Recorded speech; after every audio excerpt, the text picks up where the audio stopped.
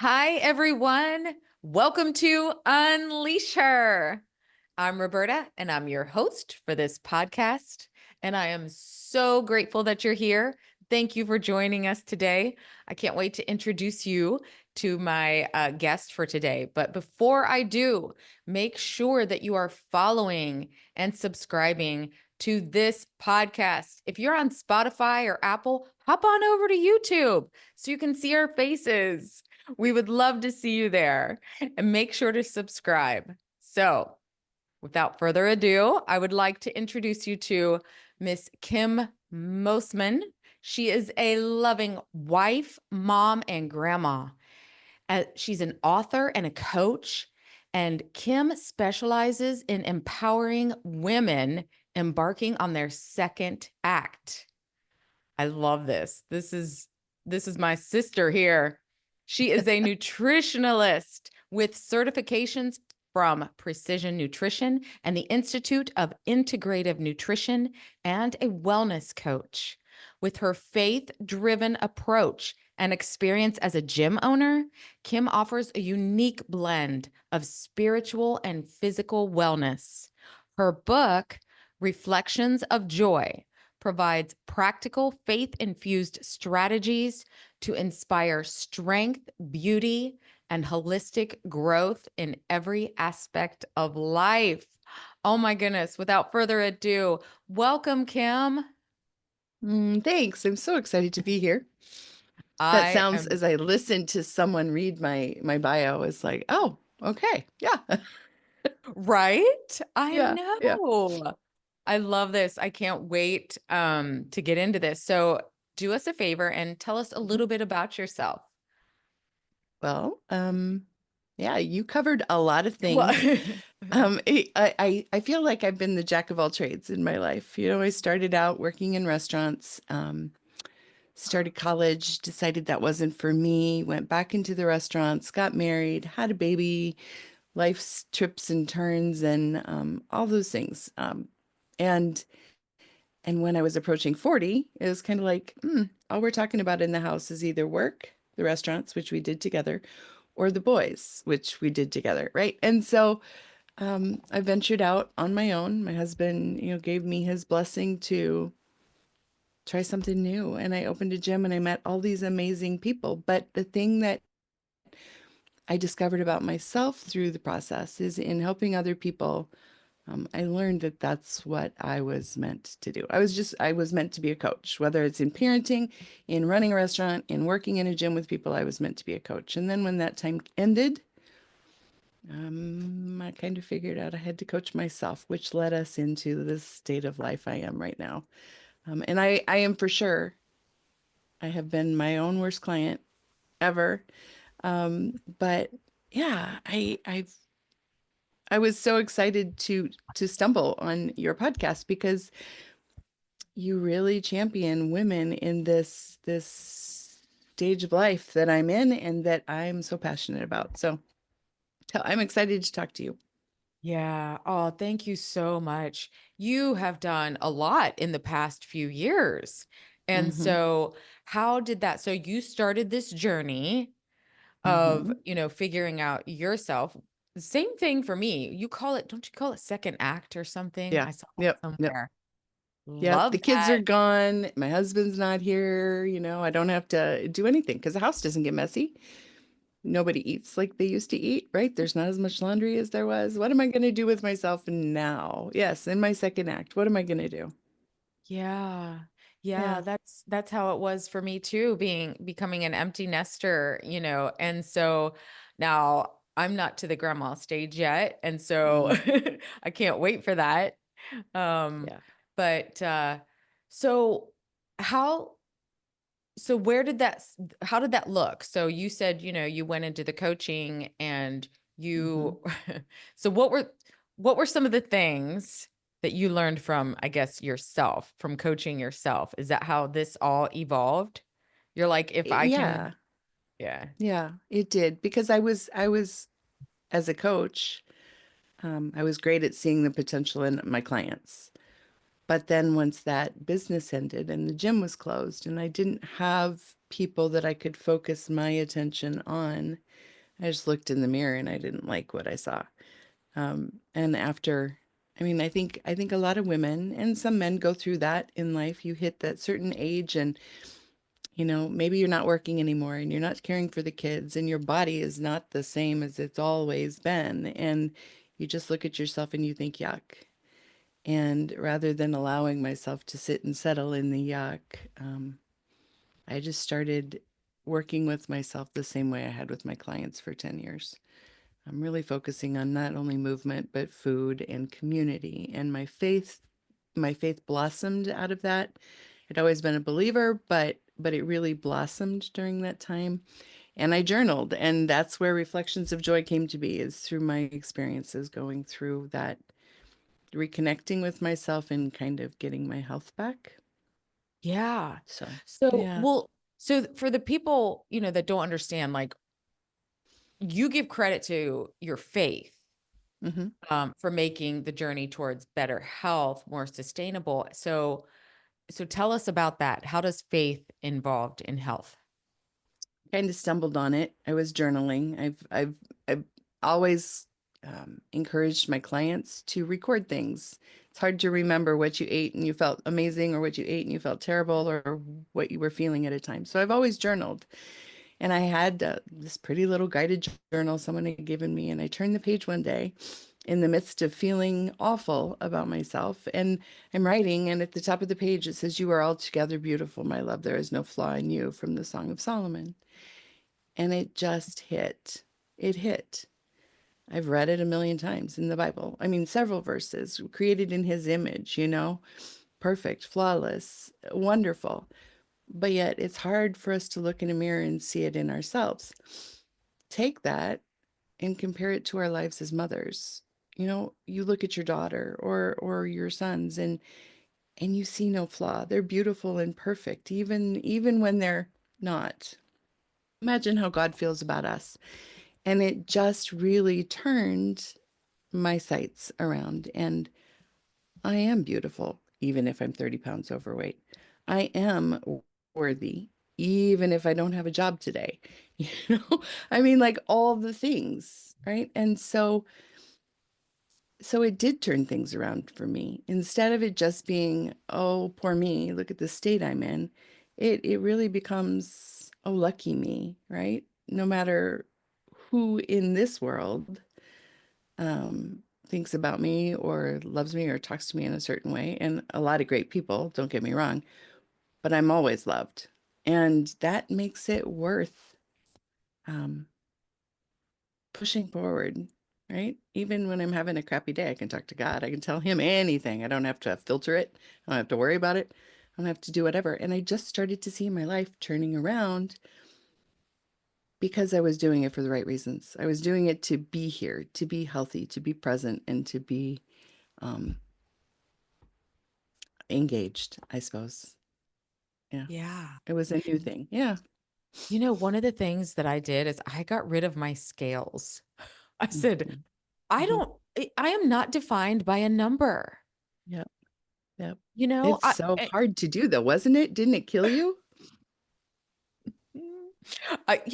no, I'm pretty, now I'm just like, do I look okay? Well, do your hmm clothes fit, first of all?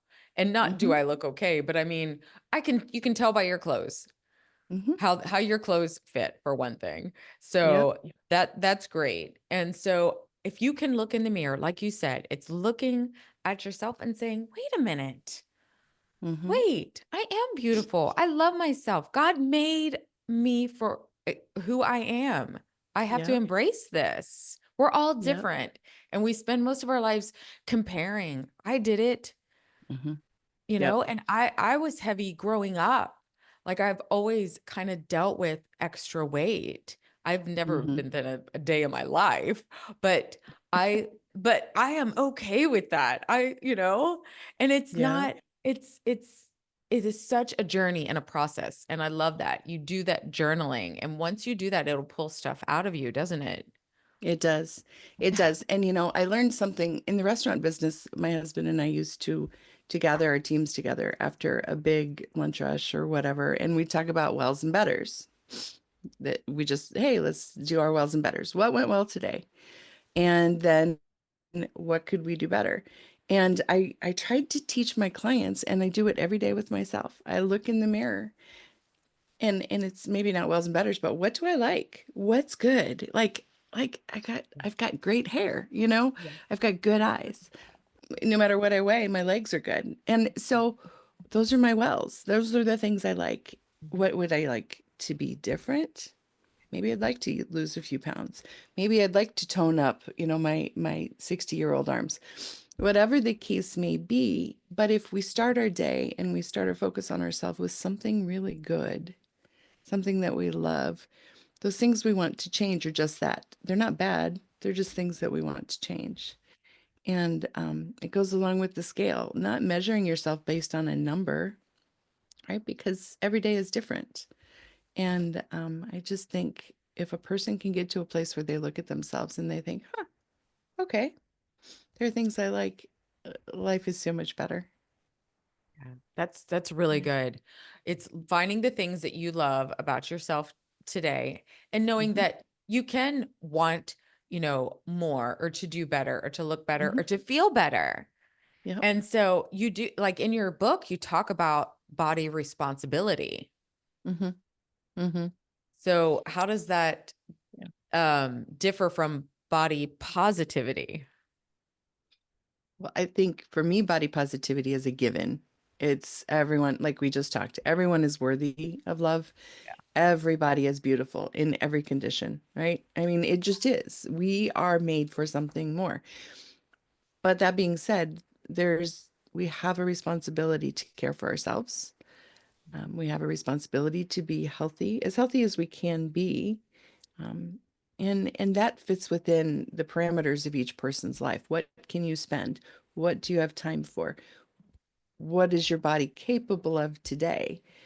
Um, I'm not asking anyone that I work with to compare themselves to a world-class athlete or someone who home cooks every single meal and has a garden out back. I mean, that's not what I'm saying, but we have a responsibility to do the best for ourselves that we can.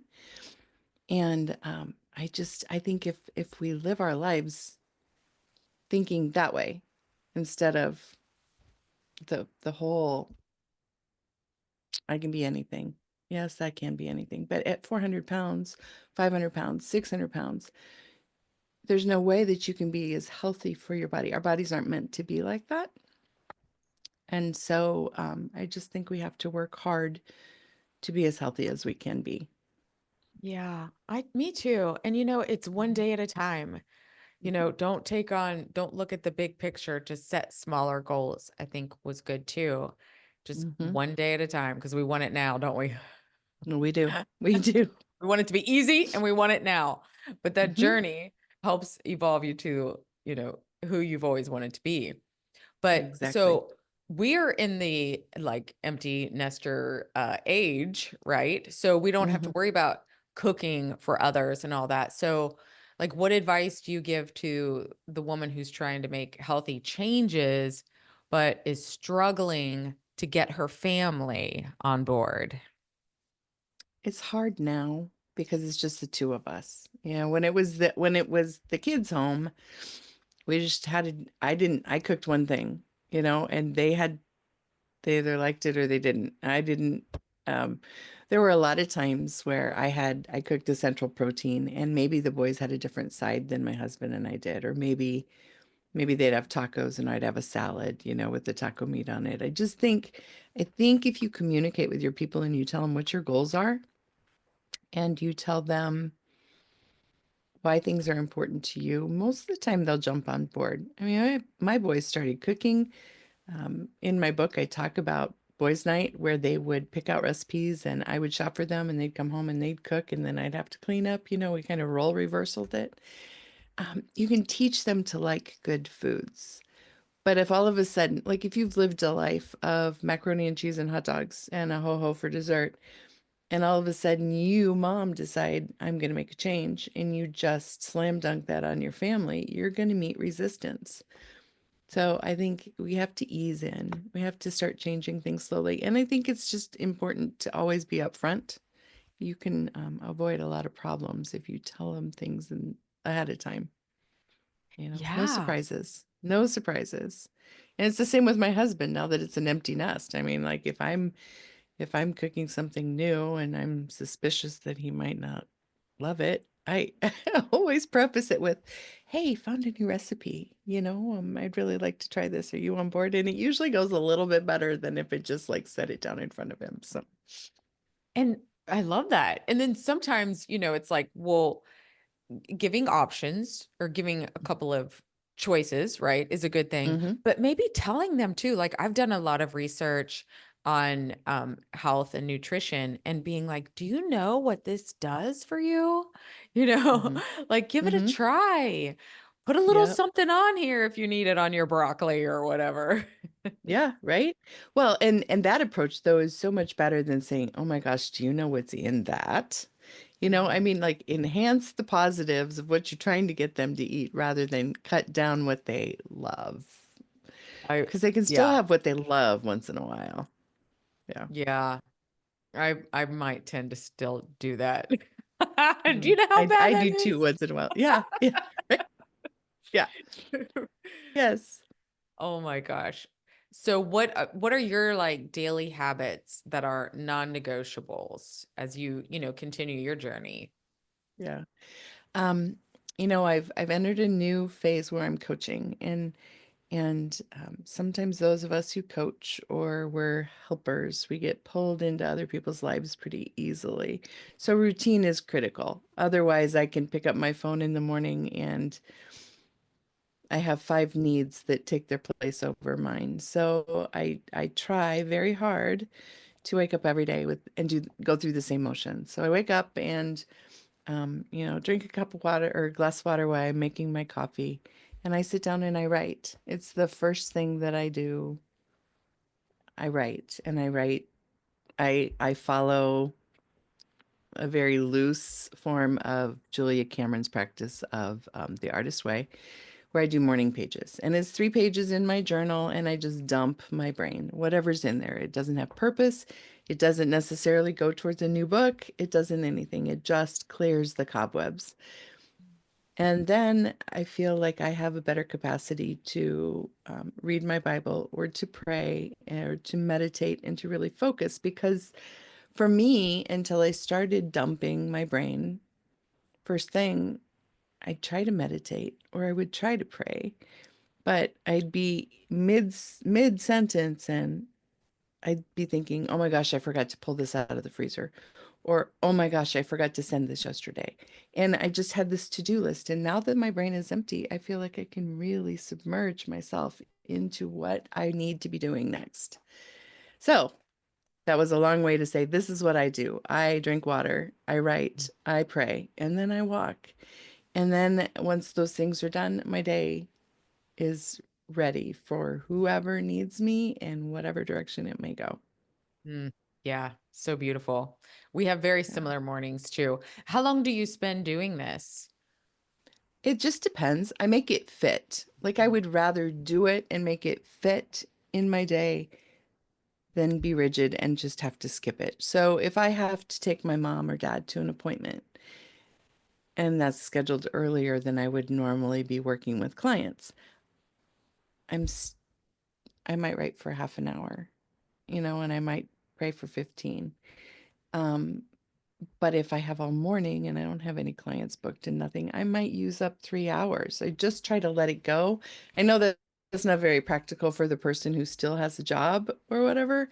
And I'm reading a book now for a client and she allows herself, you know, she fits in 5 minutes here, 5 minutes here, 5 minutes here. And because it's time bound, she always is able to get it done.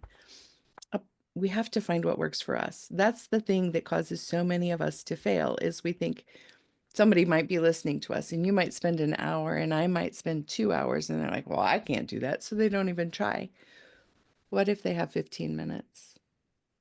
It's a place to start. Yes, exactly. And when you see such a difference in yourself, you don't want to miss that. Mm-mm, mm-mm.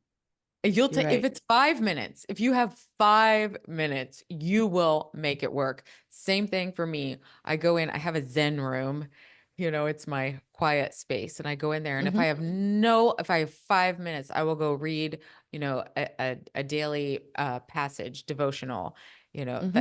because I'm sorry, there's no excuses. We can all do this. So I love what you're Hmm. doing. Hmm. Yep. Yeah. Yeah. And we just have to find those times of quiet and Yeah. recovery, quite frankly. I mean, you may just be hopping up out of bed, but you should start the day with intention to care for yourself as much as you care for other people.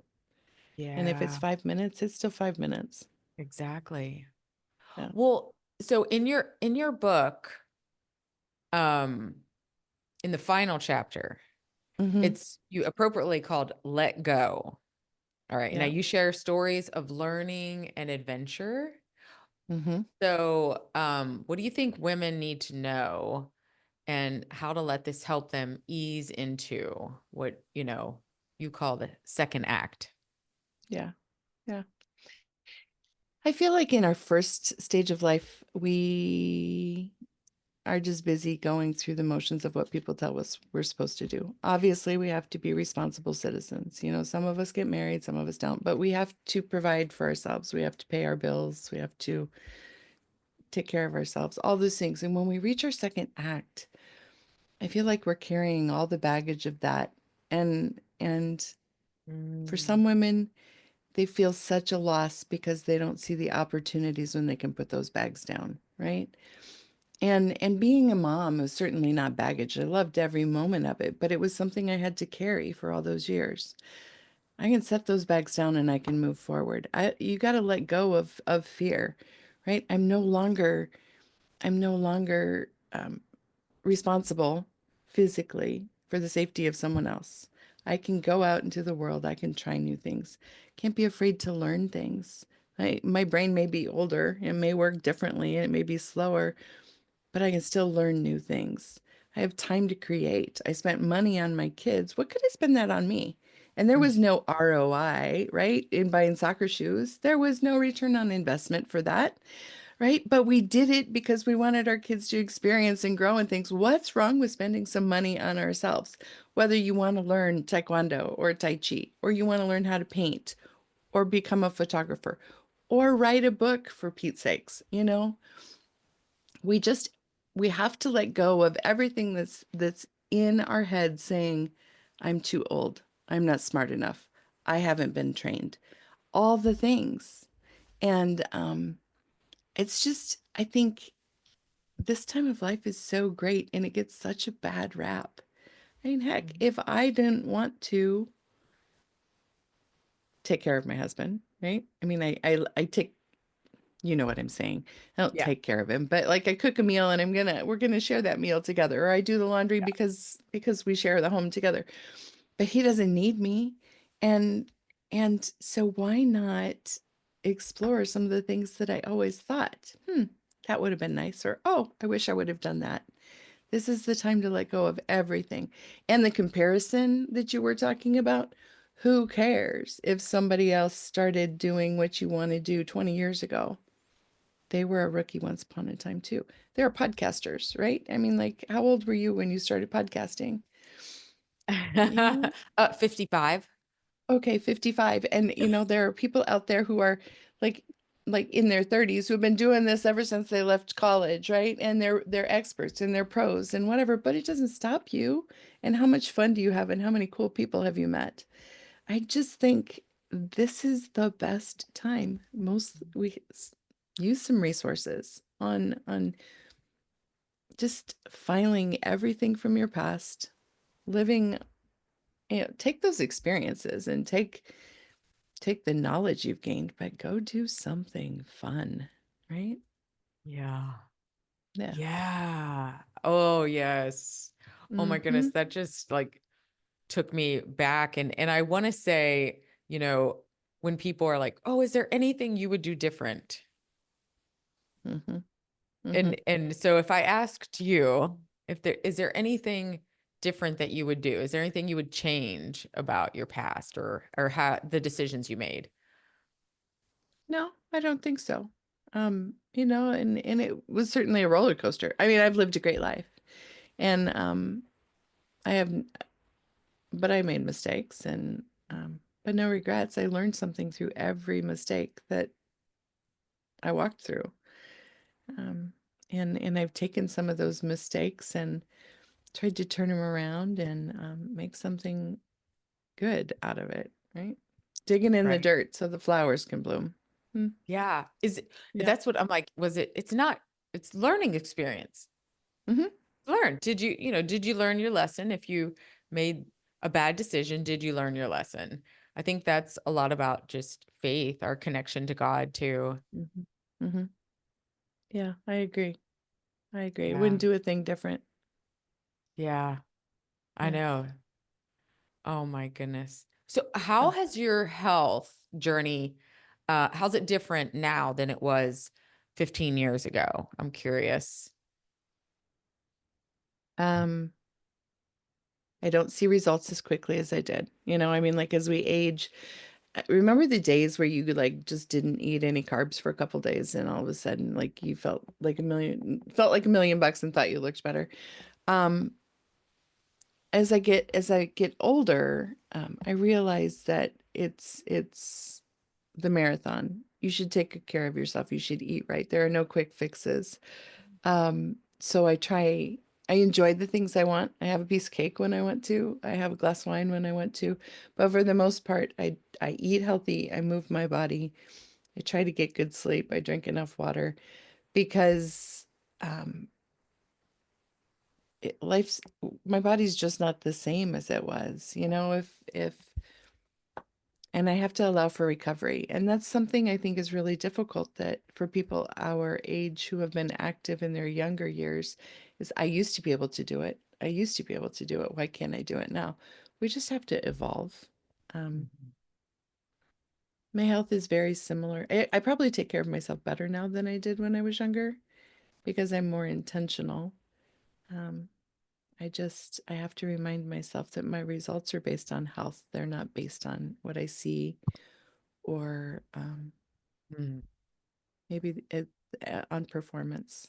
I'm never going to run as fast or swim as fast or lift as much. It's not that I can't or someone shouldn't try, but um, yeah, I just have Yeah. learned to accept who I am at the stage that I am. Yeah. That's and just to keep moving and to find what Hmm. works for you, right? And if a person hasn't ever moved, if you've spent your whole life, didn't have the time or you didn't have the desire to move and you had a desk job and you're at a point now where you think, "Oh, I'd like to start something." They shouldn't be afraid, but start slow. Just start slow. Either find a trainer or a coach or someone to motivate you. And if you want to do it by yourself, just pick up one of the great apps like Couch to 5K where you're going to go walk for 10 minutes to start and you're going to keep moving yourself up. Be patient. Just take the first step and just start. Yeah. I love that. Yeah. So we were talking earlier, you have 3 books out now? I do. Yeah. So Yeah. tell us about those. Yeah. Well, Reflections of Joy came out last May. It was my first book. And it just opened doors that I didn't realize it would. And publishing a book is great, but you have to share the book. And so I learned how to do some things I didn't know how to do, design on Canva and like be present on social media, all things that, oh, heck, we know, but it's just sharing the pictures of the kids before you have a purpose to sell a book. And I learned that I loved that. And then I had friends that I met going through the process and I started coaching them. And it just kind of evolved into this thing. So my second book is a journal that I created. It's called My Owner's Manual, and I talk about it in my book Reflections of Joy. And I believe that every man and every woman should be able to advocate for themselves as they're moving through life. And life is busy and we don't always remember exactly what happened or what we tried or how we felt. And so I just created a guided journal, a place to write down, hey, today I went for a 3-mile walk and I noticed that I have this glitch in my hip. right? Or I ate this and it upset my stomach, whatever it is. Just a place to record life. So if something breaks down or you're talking to your doctor, you have evidence. We should have evidence, right? Our cars have a manual. We should have one too. So you have to write that. That's number two. Book number two was, that was a long way to say, my owner's manual. And then book number three evolved through this coaching. A good friend and I created a coaching practice called Writer to Writer, where we just link arms with new authors and we teach them how to get their books out into the world, how to engage social media, how to write letters to potential endorsers, how to serve a launch team, all the things that we have to do as authors to get our words out into the world. And so it's been it's been really great. I've met some people I would not have met otherwise, and been able to read some amazing books from new authors. And so, yeah, three books: the workbook, From Writer to Writer, and then Reflections of Joy in a Journal. Yeah, Yeah. I really like that. I like that you have this guide. Your Mm-hmm. workbook is this guidebook for people that need that, where they can just so I like going to the gym and doing like a group fitness class. I don't have to Right. think. Right. Right. Yes. Ready, Set, Launch is the name of our workbook, and it just takes you through not only identifying your ideal reader, like you wrote a book, you knew who you were speaking to, right? But that woman might not even know you exist. So we work with trying to help people as they're promoting their book find the other people who love your ideal reader or who work with her or who nurture her or who are worried about her, and how to get your message out so that your words are read. We all write for a reason. We all write to help someone else, right? And I think it's just important. And then we move through finding beta readers because other people's opinions are so important when we're writing. If we write in isolation, we write for us, right? But if we write in community, I think our message can serve more people. And so we just walk our writers through that, really teaching them how to promote their book before the book's even released. That's really important. Yes. Yes. That Yeah. is that that is the one thing that I felt like I didn't really have a good hold. We were talking about this too, and different ways of publishing. So, I did work with a hybrid publishing company and they did an amazing job. Hmm. But the marketing was something that we were pretty much on our own about. And I Yep. had a few ideas. She gave me a few things about Podmatch and some places like that to Yep. go on to get your story out. But I don't know if you heard the one episode I did where I interviewed this nurse who stumbled upon she had just wrote a book about intuition, and she Mm. was at this conference or something. I think it was a virtual conference, and there's a hospital in California that wanted to buy like 6,000 copies. Oh, Yeah. wow. So Wow. you never know, do you? And Mm-mm. that's why you have to keep yeah, you'll have to check that out. Check that out. Jen Johnson, my episode with her, Okay. it was Yeah, so that's awesome. good. That's She was awesome. she was just like sometimes you're that what do we call something on fire? Like just she just was like had no idea what she was doing, right? She was just talking Right. and it just stumbled upon it. Yep. So Yep. we don't And know. sometimes, yeah, exactly. You never know who needs what you have to offer. You never know who needs your story. I have friends who wrote, she was a teacher, then an administrator, and then a curriculum creator, and she wrote this amazing book, right? And all of a sudden now it's been someone found it, read it, loved it, and a college professor, and now he's making it mandatory reading for his coursework.